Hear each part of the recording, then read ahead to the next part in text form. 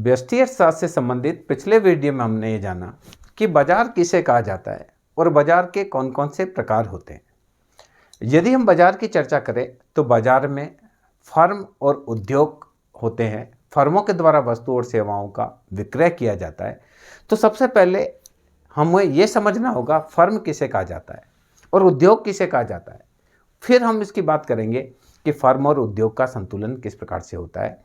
Firm बाजार की जो एक फर्म है, फर्म उसे कहा जाता है जो बाजार में वस्तु के विक्रय के लिए उत्पादन करती है।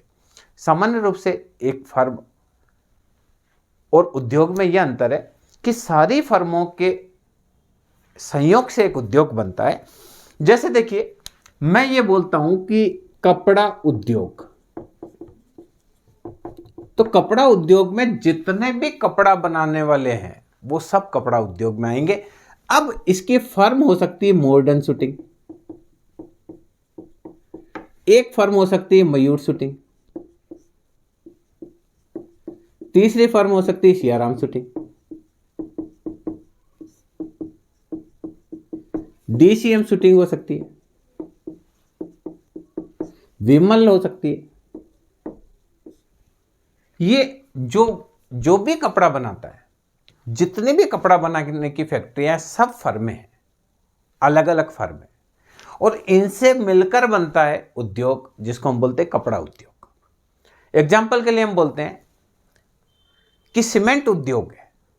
अब सीमेंट उद्योग में जो भी सीमेंट बनाता है, जितने भी कंपनियां सीमेंट बनाती है, सबकी सब सीमेंट उद्योग में आएगी। अब हम बोलते हैं कि बिरला सीमेंट ये एक फर्म है, अंबुजा सीमेंट एक फर्म है, वंडर सीमेंट एक फर्म है, बिग बी एक फर्म है, रॉक सीमेंट के नाम से आ रहा है, बिनानी सीमेंट के नाम से आ रहा है। तो ये सारी फर्में हैं, यानी सारी फर्मों से मिलकर उद्योग बनता है। तो हम कह सकते हैं कि उद्योग क्या है, सभी फर्मों के द्वारा जो उत्पादन होता है उसका योग जो होता है वो उद्योग कहलाता है। जबकि फर्म एक इंडिविजुअल इकाई होती है, एक ब्रांड से अपना प्रोडक्ट बेचती है, जबकि उद्योग पूरा का पूरा कहलाता है। कपड़ा उद्योग की अलग अलग फर्में हो सकती है, कोई विमल के नाम से बेचता है, कोई सियाराम के नाम से बेचता है, कोई मॉडर्न के नाम से बेचता है, कोई मयूर के नाम से बेचता है, कोई डीसीएम के नाम से बेचता है। पर ये सभी जो भी कपड़ा बनाते हैं, चाहे पावरलूम में कपड़ा बना रहे हैं, चाहे बहुत बड़ी फैक्ट्री में कपड़ा बना रहे हैं, सब मिलाकर कपड़ा उद्योग कहलाता है। इसी प्रकार से सीमेंट उद्योग में सारी फर्में हैं। कोई फर्म 200 कट्टे रोज बनाती है, कोई फर्म 5000 कट्टे रोज बनाती है, कोई फर्म 20,000 कट्टे रोज बनाती है, पर सब मिलाकर क्या बनेगी, उद्योग बनेगा। तो मैं समझता हूँ ये क्लियर हो गया होगा कि फर्म किसे कहते हैं। सभी फर्मों के द्वारा जो प्रोडक्शन होता है उसका योग ही हम बोल सकते हैं कि उद्योग है। अब फर्म का संतुलन कहाँ होता है और उद्योग का संतुलन कहाँ होता है, यही आज हम चर्चा करेंगे। फर्म व उद्योग का साम्य कहाँ होता है और किस किस मेथड से होता है उसकी बात भी हम करेंगे। फर्म क्या होती है? एक फर्म का उद्देश्य अपने लाभ को अधिकतम करना होता है। हर फर्म चाहती है वह अधिक से अधिक लाभ कमाए, मार्केट में ज़्यादा से ज़्यादा उसका प्रोडक्ट बिके और ज़्यादा से ज़्यादा लाभ कमाए। तो एक फर्म उस समय संतुलन में होती है जब उसका लाभ अधिकतम होता है, और सामान्य रूप से वह इस संतुलन से उसकी दूर हटने की प्रवृत्ति नहीं होती है। यानी जिस प्रोडक्शन पर उसका लाभ अधिकतम होता है, न वह उस उत्पादन को बढ़ाना चाहती है उससे, न उसको उत्पादन को घटाना चाहती है। घटाएगी तो मार्केट में उसका जो शेयर है वो कम होएगा, लाभ कम होगा। बढ़ाएगी, एक सीमा से ज़्यादा प्रोडक्शन करेगी तो उसको वस्तु की रेट कम करनी पड़ेगी, और रेट कम करनी होगी तो उसका लाभ कम हो जाएगा। तो हम कह सकते हैं कि फर्म का संतुलन क्या होता है। एक फर्म उस समय संतुलन में होती है जब उसका लाभ अधिकतम होता है। न फर्म इस संतुलन के पॉइंट से न फर्म ऊपर जाना चाहती है, न ही नीचे जाना चाहती है। दूसरी चीज हम बात करेंगे कि उद्योग क्या होता है। उद्योग जो से कह रहे हैं कि सभी फर्मों के योग को उद्योग कहते हैं। तो उद्योग का संतुलन वहां होता है जब वस्तु की टोटल मांग, विभिन्न फर्मों की मांग जुड़ जाएगी, टोटल मांग आ जाएगी, पूरी मार्केट की डिमांड और मार्केट की सप्लाई जहां संतुलन में होती है वहां उद्योग का संतुलन होता है। तो फर्म का संतुलन अलग हो सकता है, उद्योग का संतुलन हो सकता है। मान लीजिए उद्योग है, वो उद्योग न लाभ न हानि की स्थिति में हो सकता है, क्योंकि वहाँ मान लीजिए एक उद्योग में 200 तरह की फर्म है जो मिलकर कपड़ा बनाने के लिए 200 फर्म है, 200 फर्म से कपड़ा उद्योग बना है। तो कपड़ा उद्योग में मान लीजिए सामान्य लाभ है, पर हो सकता है उस समय में भी कोई फर्म असामान्य लाभ कमा रही हो, कोई फर्म हानि कमा रही हो, कोई फर्म सामान्य लाभ कमा रही हो।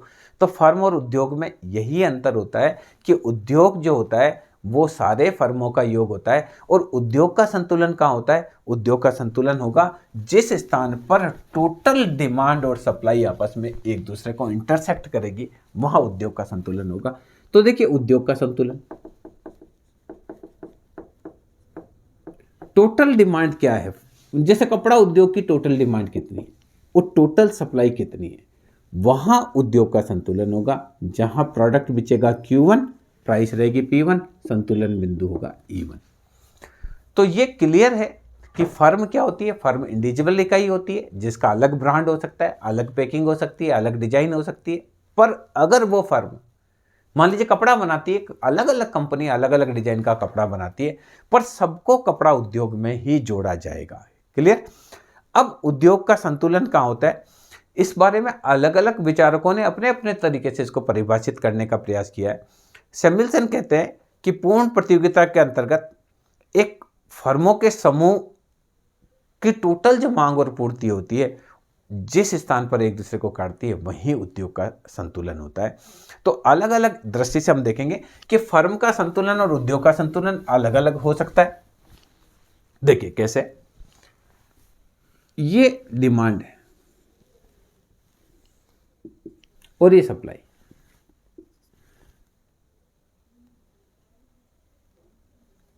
पूर्ण ये डिमांड है और सप्लाई है। P1 प्राइस है, Q1 क्वांटिटी है, E1 संतुलन है। ये फर्म का संतुलन है, उद्योग का संतुलन। अब देखिए इस उद्योग के संतुलन में ये है AR बराबर MR, एवरेज रेवेन्यू है बराबर है मार्जिनल रेवेन्यू के।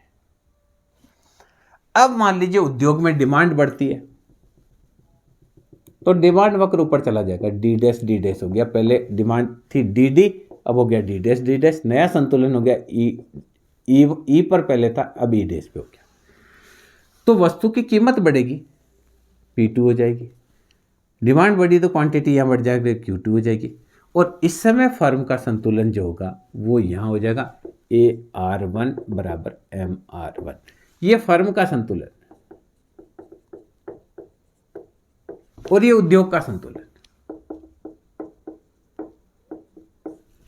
अगर डिमांड गिरती है तो डिमांड नीचे आ जाएगी, D', और नया संतुलन बिंदु का E'।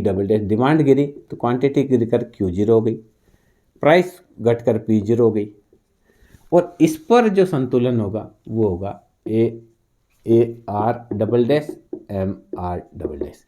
तो इस प्रकार से फर्म और उद्योग के संतुलन में ये देखिए, ये यहाँ से ही मिल गया, ये मिल गया, ये फर्म और उद्योग का संतुलन है। जिस स्थान पर टोटल कपड़े की मांग और पूर्ति आपस में काटेगी, वहां उद्योग का संतुलन होगा। पर मैंने जो से बताया कि उद्योग का संतुलन है, उद्योग की कीमत है, इसी कीमत पर अलग अलग फर्म का लाभ अलग अलग हो सकता है। जो फर्म कम लागत पर उत्पादन कर रही है उसको प्रॉफिट ज़्यादा मिल सकता है, जो ज़्यादा लागत पर उत्पादन कर रही है उसको नॉर्मल प्रॉफिट भी मिल सकता है, और जिसकी लागत और ज़्यादा है उसको उसी रेट पर घाटा भी हो सकता है। तो उद्योग का संतुलन क्या होता है? उद्योग का संतुलन उस बिंदु पर होता है जहां संपूर्ण मांग और पूर्ति एक दूसरे को काटती है, वहां उद्योग का संतुलन होता है। इस उद्योग के संतुलन पर अलग अलग फर्म का संतुलन अलग अलग AR और MR के हिसाब से होता है।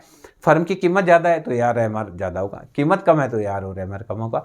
दूसरी चीज़ ये है कि अलग अलग फर्म की कीमत भी अलग अलग होती है। मार्केट में सीमेंट लेने जाएंगे तो हर कंपनी के सीमेंट के रेट में अंतर हो सकता है, कोई 5 रुपये ज़्यादा हो सकता है, कोई 10 रुपये ज़्यादा हो सकता है, कोई 5 रुपये कम हो सकता है, अपने अपने ब्रांड के हिसाब से होता है। उनका एडवर्टाइज का कॉस्ट अलग होता है, अलग अलग तरीके से उसको वो करते हैं। तो पूर्ण प्रतियोगिता हम बात कर रहे हैं कि फर्म और उद्योग का संतुलन कहाँ होता है। तो अगर आपसे ये पूछा जाए कि फर्म का उद्योग का संतुलन कहाँ होता है, तो आप बहुत क्लियर बताएंगे कि जिस स्थान पर मांग और पूर्ति वक्र एक दूसरे को काटते हैं वहाँ पर संतुलन होता है। अब जो फर्म का संतुलन है वो वहाँ से डिसाइड होगा कि कीमत वहाँ डिसाइड हो रही है।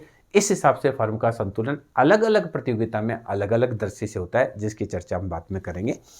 सामान्य रूप से जो फर्म का संतुलन है उसको ज्ञात करने के दो मेथड है। उद्योग का संतुलन तो हमने क्लियर कर लिया कि उद्योग का संतुलन कहाँ होगा, जिस स्थान पर मांग और पूर्ति वक्र एक दूसरे को काटेंगे वहां पर उद्योग का संतुलन होगा। अब फर्म का संतुलन देखिए, पहले मैं पूछ रहा हूं पूर्ण प्रतियोगिता में।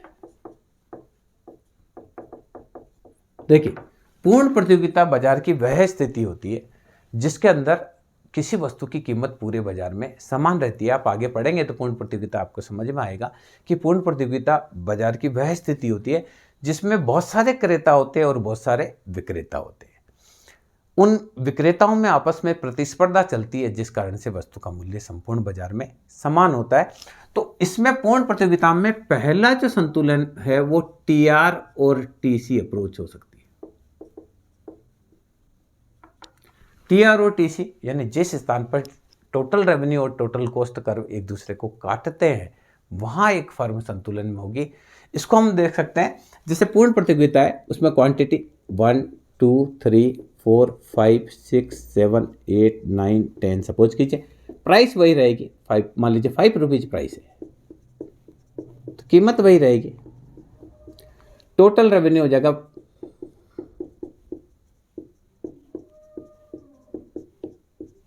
45 और 50। क्लियर। अब जो टोटल कॉस्ट है इसमें देखिए दो प्रकार की होती है, total fix cost, total variable cost और आएगी टोटल कॉस्ट। मान लीजिए टोटल फिक्स कॉस्ट 15 है, हर जगह 15 है,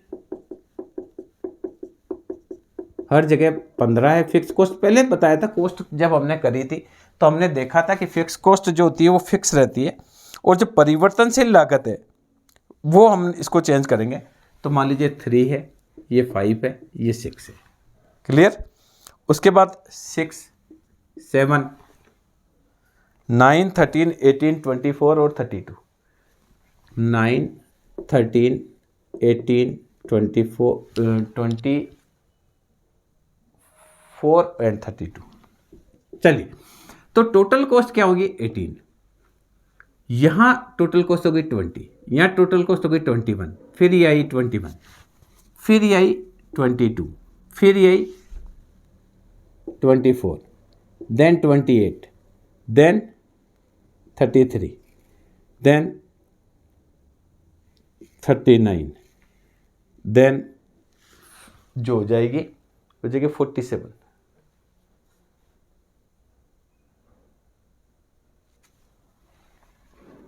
अब देखिए प्रॉफिट बराबर होता है total revenue minus total cost.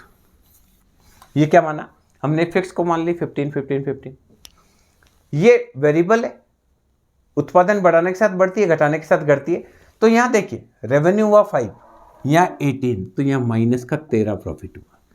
बेचने से 10 रुपये मिले, खर्चा हुआ 20 रुपये का, 10 का प्रॉफिट हुआ माइनस का, 15 21 माइनस का 6, 20 21 यहाँ +1, 25 रुपये आए, 22 रुपये खर्च हुए, 3 रुपये का प्रॉफिट, 30 रुपये आए, 24 रुपये खर्च हुए, 6 रुपये का प्रॉफिट, 35 आए, 28 हुए, 7 रुपीज़ का प्रॉफिट, फिर 7 रुपीज़ का प्रॉफिट, 39 45।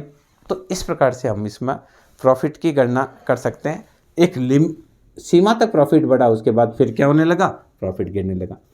तो ये पहली अप्रोच है जिसमें हम जो फर्म का संतुलन है वो निकाल सकते हैं टीआर और टीसी अप्रोच से। किस प्रकार से इसमें निकालेंगे, ये देखिए, अगर हम इसको चित्र बनाएं तो टीआर तो सीधा जा रहा है,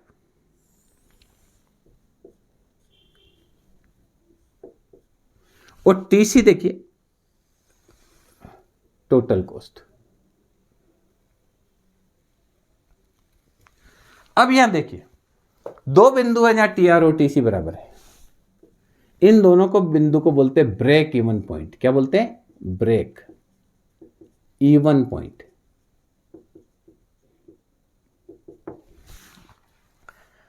अब यहां देखिए इस जगह हानि है, ये देखिए ये हानि है, ये हानि है क्योंकि यह कॉस्ट ज्यादा है प्रॉफिट कम है। Q1 प्रोडक्शन करेगा तो फर्म को हानि होगी, Q2 प्रोडक्शन करेगी तो फर्म को मैक्सिमम लाभ होगा, क्योंकि यहां कॉस्ट कम है तो यहां प्रॉफिट है। तो यहां देखिए प्रॉफिट मैक्सिमम हो गया, इसके बाद उत्पादन करेंगे तो प्रॉफिट गिरेगा, तो ये प्रॉफिट गिरता जा रहा है। एक सीमा के बाद वापस इधर क्या चालू हो जाएगी, हानि। तो पहला जो अप्रोच है जिससे हम फर्म का संतुलन निकालते हैं उसको बोलते हैं टीआर माइनस टीसी अप्रोच, यानी लाभ निकालने के लिए पाई बराबर टीआर माइनस टीसी किया जाता है। अगर वस्तु पूर्ण प्रतियोगिता में है तो टीआर एकदम सीधा होगा, और टीसी वक्र देखिए यहाँ से स्टार्ट हो रहा है, क्योंकि मिनिमम 15 रुपए की कॉस्ट तो आएगी, उत्पादन शून्य करेंगे तो भी आएगी, तो ये टीसी वक्र नीचे से स्टार्ट हो रहा है।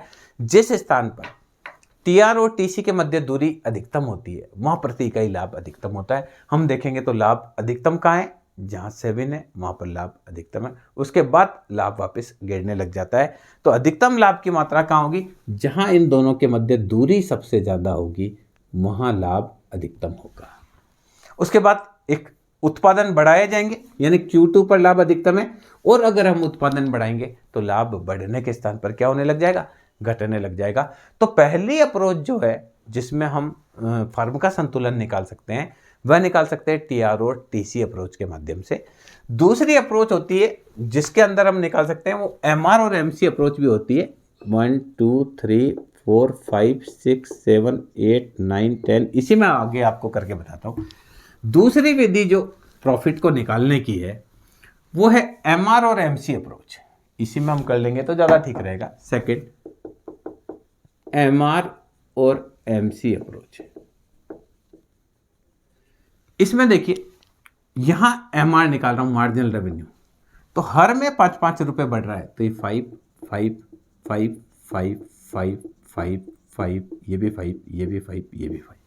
देखिए मार्जिनल रेवेन्यू क्या होता है, मार्जिनल रेवेन्यू होता है, मार्जिनल रेवेन्यू बराबर होता है चेंज इन टोटल रेवेन्यू बटे चेंज इन क्वांटिटी।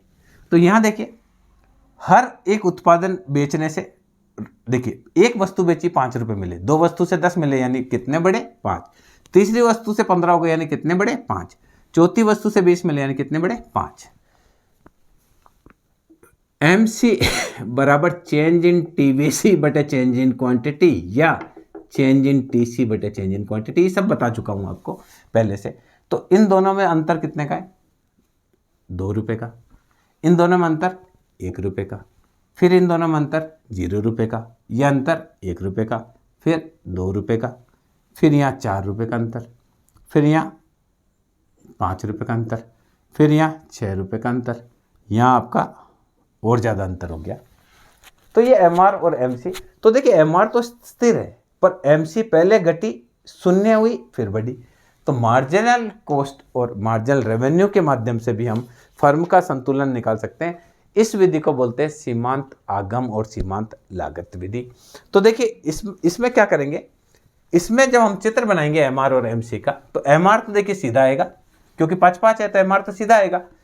तो ये देखिए एक दूसरी विधि की हम बात कर रहे हैं, तो दूसरा फर्म का संतुलन निकाल सकते हैं हम। ये देखिए ये वाली बात है, ये मार्जिनल रेवेन्यू पूर्ण प्रतियोगिता में फिक्स रहेगा, क्योंकि 5-5 रुपए ही बढ़ रहा है, और मार्जिनल कॉस्ट एक बार गिरता है, मिनिमम होता है, उसके बाद बढ़ता है। कॉस्ट जो है जैसे उत्पादन का पैमाना बढ़ाएंगे, जैसे पहले हमने कॉस्ट में पढ़ा था कि यू आकार का होता है, तो ये नीचे के पैमाना बढ़ाएंगे तो उत्पादन बढ़ेगा। अब यहां देखिए यहां लागत ज्यादा है, रेवेन्यू कम है, तो यहां तो हानि, ये प्रॉफिट है, ये लाभ को बताता है, और इसके बाद वापस इधर क्या है, हानि। तो पहले ये Q1 प्रोडक्शन है, ये Q2 प्रोडक्शन है, ये Q3 प्रोडक्शन है। तो दूसरी अप्रोच जिसके माध्यम से हम फर्म का संतुलन बता सकते हैं वो बोलते हैं एमआर और एमसी अप्रोच। अब इसमें क्या है, इसमें एक फर्म का संतुलन उस बिंदु पर होगा जहां एमआर और एमसी बराबर हो। तो देखिए एमआर और एमसी तो यहां पे भी बराबर है, एमआर और एमसी यहां पे भी बराबर है, पर यदि फर्म OQ1 उत्पादन करती है तो फर्म को घाटा उठाना पड़ेगा, क्योंकि यहां उसकी लागत ज्यादा है, रेवेन्यू कम है। तो एक फर्म की संतुलन की दो शर्त होती है। पहली शर्त होती है एमआर और एमसी बराबर हो, दूसरी शर्त संतुलन बिंदु पर एमसी वक्र एमआर वक्र को नीचे से काटे, ये नीचे से काटे उस बिंदु पर फर्म का संतुलन होगा। तो पहली चीज क्या है, शर्त, पहली शर्त है एमआर बराबर होना चाहिए एमसी के, दूसरा, संतुलन बिंदु पर MC वक्र MR वक्र को नीचे से काटे, ये फर्म का संतुलन है। तो दो फर्म की हमने संतुलन की कंडीशंस देखी, जहां MR और MC बराबर होने चाहिए और MC वक्र MR को नीचे से काटना चाहिए, तब फर्म संतुलन की स्थिति में होगा। जैसे पहले वाले में था, दो ब्रेक इवन पॉइंट थे, जहां TR और TC बराबर होती है वहां ब्रेक इवन पॉइंट होता है। क्लियर? तो ये हमने बात करी फर्म के संतुलन की पूर्ण प्रतियोगिता में, जहां कीमत समान रहती है। पर दूसरी जो प्रतियोगिता होती है, पूर्ण प्रतियोगिता के लिए हम कहते हैं कि ये काल्पनिक बात है, वास्तव में किसी भी वस्तु की कीमत समान नहीं रहती है। तो दूसरी जो हम बोलेंगे उसको बोलेंगे अपूर्ण प्रतियोगिता। अपूर्ण प्रतियोगिता का मतलब है जहां कीमत में परिवर्तन होता रहता है।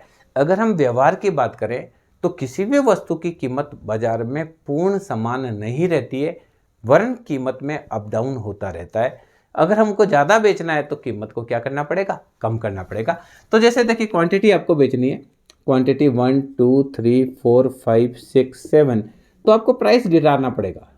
तो देखिए 10 किया, 9 किया, 8 किया, 7 किया, 6 किया, 5 किया, तो यहाँ टोटल रेवेन्यू गिरता होगा 10 28 10 18 24 28 30 मान लीजिए।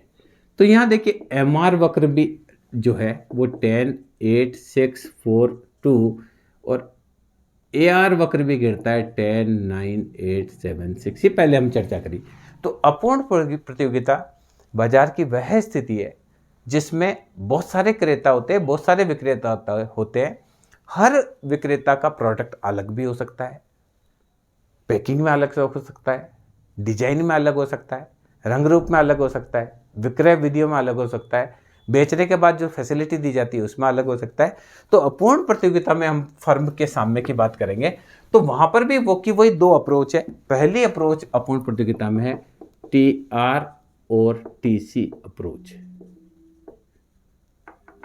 तो देखिए TR और TC अप्रोच में क्या होगा, इस प्रतियोगिता में चूंकि कीमत कम होती चली जाती है, कीमत में परिवर्तन होता है, इस कारण जो इसका TR वक्र है वो सीधा नहीं होकर यूं होगा, ये TR पहले ही गिरता हुआ होता है, पहले मूल बिंदु के उन्नतोदर होता है, उसके बाद ये नतोदर हो जाता है। क्योंकि इस प्रतियोगिता में अगर वस्तु ज़्यादा बेचनी है तो रेट को कम करनी पड़ती है। तो प्रारंभिक स्थिति में ये जो TR वक्र है वो मूल बिंदु के प्रति उन्नतोदर होता है, पर एक निश्चित सीमा के बाद नतोदर हो जाता है। और जो TC कर्व है वो तो वैसा का वैसा ही है जैसा पहले था TC कर्व। तो यहाँ देखिए, या कॉस्ट ज़्यादा है रेवेन्यू कम है तो यहाँ होगी हानि। इस जगह देखिए, इस जगह रेवेन्यू ज़्यादा है कॉस्ट कम है तो यहाँ होगा लाभ, और एक सीमा से ज़्यादा विक्रय करेगा तो भी क्या होगा? हानि। तो ये OQ प्रोडक्शन है, OQ1 प्रोडक्शन है, ये OQ3 प्रोडक्शन है। तो देखिए अपूर्ण प्रतियोगिता की स्थिति में TR और TC अप्रोच में हम देखेंगे तो यहाँ फर्स्ट में जो होता है फर्म को हानि उठानी पड़ती है, क्योंकि यहाँ देखिए लागत ज़्यादा है, कॉस्ट वाला ये वाला कर्व है और रेवेन्यू वाला ये है। तो शुरू में क्या होता है, स्थायी साधनों का पूर्ण यूटिलाइजेशन नहीं होता है। आपने एक फैक्ट्री बनाई जिसके अंदर 10,000 सीमेंट के कट्टे बन सकते हैं, आप उससे एक ही कट्टा बना रहे हैं, तो पूरी फैक्ट्री का ब्याज उसी कट्टे पर लगेगा, तो उसकी कॉस्ट ज़्यादा होगी, रेवेन्यू कम आएगा, क्योंकि बाजार में तो जो सीमेंट की रेट है उस पर ही आपको बेचना पड़ेगा। तो शुरू में जो कॉस्ट है वो ज़्यादा आती है, फिर जैसे जैसे हम उत्पादन ज़्यादा करेंगे, स्थायी साधन जो है उसका प्रति इकाई लागत कम होती चली जाएगी। तो शुरू में क्या होता है, हमारा रेवेन्यू कम होता है, कॉस्ट ज़्यादा होती है, तो एक फर्म को हानि होती है। उसके एक लिमिट के बाद में फर्म को लाभ होना लग जाता है, और एक लिमिट से ज़्यादा प्रोडक्शन करेंगे तो भी फर्म को पैमाने की अमितवताएं प्राप्त होगी, तो उसकी वजह से हानि होगी। तो यहाँ देखिए, जिस स्थान पर इन दोनों के मध्य जो दूरी है वो अधिकतम हो, उस जगह मैक्सिमम फर्म को प्रॉफिट होगा। मान लीजिए Q2 है, इस पर इसका मैक्सिमम चेंज यहाँ है, तो वहाँ फर्म का लाभ अधिकतम होगा। तो यहाँ जो अपूर्ण प्रतियोगिता है उसमें भी दो अप्रोच है एक फर्म के संतुलन की। पहली अप्रोच हमने बात करी, इस ये बिंदु है और ये बिंदु है, ये दोनों बिंदु को बोलते हैं ब्रेक इवन पॉइंट। कई बार ब्रेक इवन पॉइंट पूछ लिया जाता है तो आप उसको बताएंगे कि जिस स्थान पर टीआर और टीसी वक्र एक दूसरे को काटते हैं वहां ब्रेक इवन पॉइंट होता है, उसको सम विच्छेद बिंदु हिंदी में कहा जाता है। तो ये अपूर्ण प्रतियोगिता, और यही अगर पूर्ण प्रतियोगिता होती तो पूर्ण प्रतियोगिता में ये टीआर ऐसा होता और जो टीसी ऐसा होता। तो देखिए दोनों में अंतर है, इसका टीआर इस प्रकार का है जबकि उसमें कीमत समान रहती है इसलिए टीआर इस प्रकार का है। ये दोनों में अंतर है, बाकी सेम है। अगली बात करते हैं एमआर और एमसी अप्रोच से फर्म का संतुलन देखते हैं। अगर अपूर्ण प्रतियोगिता है तो अपूर्ण प्रतियोगिता में एमआर और एमसी अप्रोच के माध्यम से फर्म का संतुलन देखते हैं। तो एमआर और एमसी अप्रोच,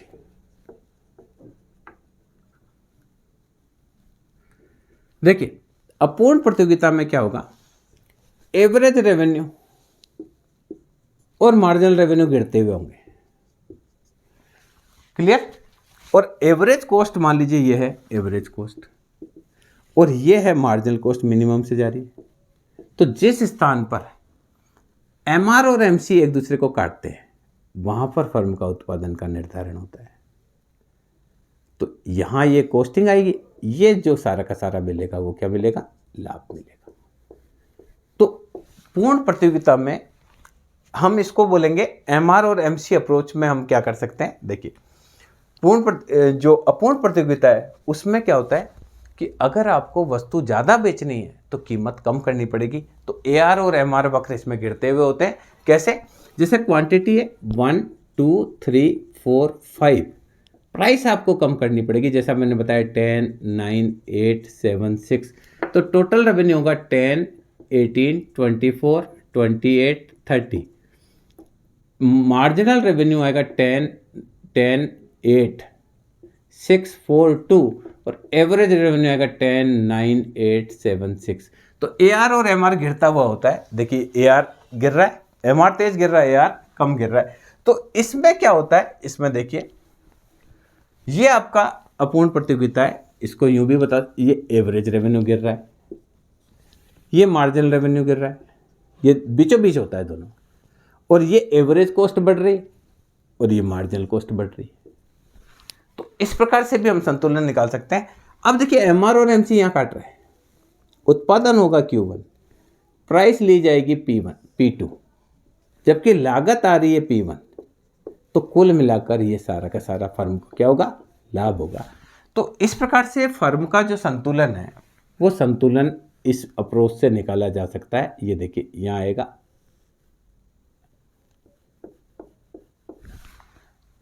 तो हमने यहां देखिए पूर्ण प्रतियोगिता में फर्म का संतुलन किस प्रकार से होता है और अपूर्ण प्रतियोगिता में संतुलन किस प्रकार से होता है। तो यहां इस अप्रोच में आप देखेंगे, दोनों की मैं तुलना करके बताता हूं तो आपको समझ में आएगा कि किस प्रकार से अपूर्ण प्रतियोगिता के अंतर्गत जो एआर और एमआर गिरते हुए होते हैं। अगर ये पूर्ण प्रतियोगिता होती तो कीमत समान होती, तो ये एआर होता और ये एमआर होता, तो ये मार्जिनल कॉस्ट नीचे से जाता है। इसमें मार्जिनल कॉस्ट मैंने यूं बढ़ा ही है, इसको यूं आप करके नीचे भी कर सकते हैं, मैंने ये हिस्सा लिया है इसका। तो ये सीमांत आगम वक्र के माध्यम से भी हम जो है अपूर्ण प्रतियोगिता की स्थिति में हम फर्म का संतुलन कर सकते हैं। यहाँ पर भी आपको दो चीज़ ध्यान में रखनी पड़ेगी। एमआर और एमसी अप्रोच में हमको जो ध्यान रखना है वो चीज़ देखेंगे। अपूर्ण प्रतियोगिता में क्या देखेंगे, ये देखिए, ये अपूर्ण प्रतियोगिता की स्थिति थी, ये एवरेज रेवेन्यू था, ये मार्जिनल रेवेन्यू, ये एवरेज कॉस्ट था नीचे, और ये इससे हुआ मार्जिनल कॉस्ट। अब देखिए ये एमआर और एमसी जहां काटेगा वहां उत्पादन का निर्धारण होगा। अब इस उत्पादन में कीमत ले रहे हैं हम P2, लागत आ रही है देखिए यहां P1, ये हो रहा है प्रॉफिट। अब इसमें आपको देखिए संतुलन बिंदु E है, ये E1 है। तो यहां आपको दो चीज ध्यान में रखनी पड़ेगी। पहली चीज, एक फर्म का संतुलन उस बिंदु पर होगा जहां एमआर और एमसी वक्र आपस में काटते हैं। क्लियर? दूसरी चीज आपको ये ध्यान रखनी पड़ेगी कि यदि वो दो जगह काट रहा है, मान लो इस वक्र को मैं यूं, इस MC वक्र को यूं लेके जाऊं कि MC वक्र यूं है, तो यहाँ पे भी काट रहा है और यहाँ पे भी काट रहा है, तो दो चीज का संतुलन होगा कि MC वक्र MR को काटे और जो जहां काटता है वहां MC वक्र उसको नीचे से काटे। यहाँ देखिए, यहाँ पे भी MC वक्र है, वो ऊपर से काट रहा है। तो ये दो संतुलन की बात करेंगे, मैं अलग से आपको करके बताता हूं कि किस प्रकार से आपको फर्म के संतुलन में आपको ये ध्यान रखना है। मान लीजिए दो वक्र है, ये वक्र है MR और ये वक्र है मार्जिनल कॉस्ट, तो ये संतुलन का बिंदु नहीं होगा, क्योंकि इस बिंदु पर MC वक्र MR वक्र को ऊपर से काट रहा है। तो एक फर्म के संतुलन की दो स्थिति होती है, दो शर्त होती है। पहली शर्त, MR वक्र MC वक्र को काटना चाहिए। दूसरी चीज, जिस बिंदु पर यह काटता है वहां MC वक्र MR वक्र को नीचे से काटे। जैसा कि मैंने ये बताया कि ये आपका MR वक्र है पूर्ण प्रतियोगिता में और ये MC कर्व है। MC कर्व यहाँ पे भी काट रहा है, यहाँ पे भी काट रहा है, पर यहाँ संतुलन नहीं होगा, क्योंकि यहाँ अगर फर्म उत्पादन करती है तो फर्म को हानि होगी और यहाँ फर्म उत्पादन करती है तो फर्म को लाभ होगा, क्योंकि यहाँ ये नीचे से काट रहा है। तो एक फर्म के संतुलन की दो, अगर MR और MC अप्रोच है तो आपको दो चीज ध्यान में रखनी है। पहली, MR वक्र MC के बराबर हो और जिस बिंदु पर ही संतुलन में है उसमें MC कर्व MR वक्र को नीचे से काटे। तो मैं समझता हूँ इस वीडियो के माध्यम से आप समझ पाए होंगे कि किस प्रकार से पूर्ण प्रतियोगिता और अपूर्ण प्रतियोगिता में फर्म का संतुलन होता है, फर्म किसे कहा जाता है और उद्योग किसे कहा जाता है। धन्यवाद।